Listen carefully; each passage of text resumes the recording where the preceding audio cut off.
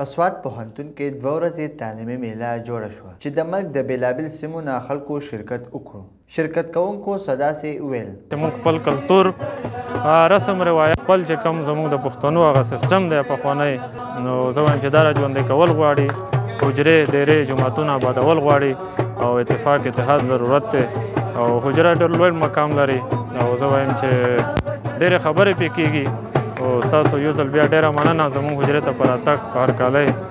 موږ نن لګوله دیر کلتوري سټال د دیر زموږ چې کوم لوکل پروډکټس دي، زموږ چې کوم لوکل اکانومیک بیسک دی، هغه موږ دلته نن پرزنټ کړي چې خلک وپېژني چې په دیر کې څه جوړېږي او دیر څه پرزنټ کوي او دیر څه سپورټ کوي بهر دنیا ته. زموږ سره په دې کې دیر چاکوان دي، دا د ډېرو تاریخي چاکوان دي. کله چې نواب شاه جهان زموږ سره خپله قله جوړه کړله نو په قله کې هغې ته د یو کمپني ضرورت شو، بیا کې هغې عام جوړوي، تلوارونه پکې جوړوي د جنګ دپاره.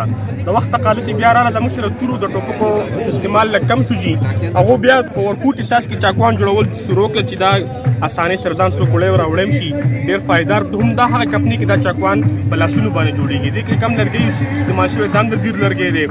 زموږ سره د دیر ټوپۍ دي جي، دا د دیر ټوپۍ چې دا ښځې په خپلو لاسونو باندې جوړوي. زموږ سره د دیر کم لوکل بزنس چې زموږ د هغه د دیر ټوپۍ بنیاد د 90% خلک په دیهاتو کې زموږ زنانه په لاسو باندې دا ټوپۍ جوړوي. 2 مئی چې دا د دې ټوپۍ ورځ لمانځلی کېږي. د ایکسپو له راله باندې ډېر زیات خوشحاله شوم. د اکټیویټیز ملي د نوجوانانو ده او په کار هم دا ده چې په یونیورسټۍ کې داسې مواقع د نوجوانانو له ورکړی شي چې نوجوانان پکې مقصد د خپل صلاحیتونه ښکاره کړي چې په دې کې د مختلفو ماډلې جوړې کړې وې نو ډېر زیاتې خوندورې ماډلې وې چې ما په فسټ ټایم باندې ولیدې نو ډېر زیات مې صحیح زده کړل دي. موږ د چارباغ ریسکیو سټیشن د طرفه راغلي یو. موږ انوایټ کړي سپیشلی فارنسک ساینس ډپارټمنټ والا. دلته کې موږ یو ډیمو هسې ورکوو. دا زموږ سره ډمې نه میلاوي دی نو موږ ریل انسان کېنولی دی. دا موږ هر څه اپلای کړي دي. دته دا لکه ته آر ټي ای کړي د اکسیډنټ شوی دی نو د 2 ځایه فریکچر دی، موږ د سپلنټس هر څه لګولي، سر ته هم لګولي. دی اوس انکانشیس دی او څه دغه هم نشته، څه موږ ته څه ریسپانس هم نشته. دې د وجې چې دی دته موږ پلس اکسیمیټر، بي پي سي، ای سی جي لیډونه، ای ډي ورته هم لګول. لکه فرض کړه ته شاک ضرورت شي موږ ورله شاک هم ورکوو.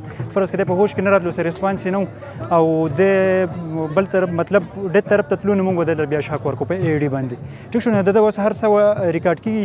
دا ګورئ د بي پي 129/73 97 د 96 چې د اکسیجن سچوریشن دی، ټمپریچر دی او لپاسه چې د پلس ریټ دی 87 چې دی. ټیک شو. نو دا بریتنګ هر څه موږ په دې باندې ریکارډ کېږي او دا د پلس زیګ روان دی. په سوات پوهنتون کې 2 ورځې تعلیمي میله سرته ورسېده، په کومه کې چې زده کوونکو د بېلابېل سټالونو په ذریعه خپل مهارت پیش کړو. کیمرامین ارشد جان سره اعظم خان، چارباغ.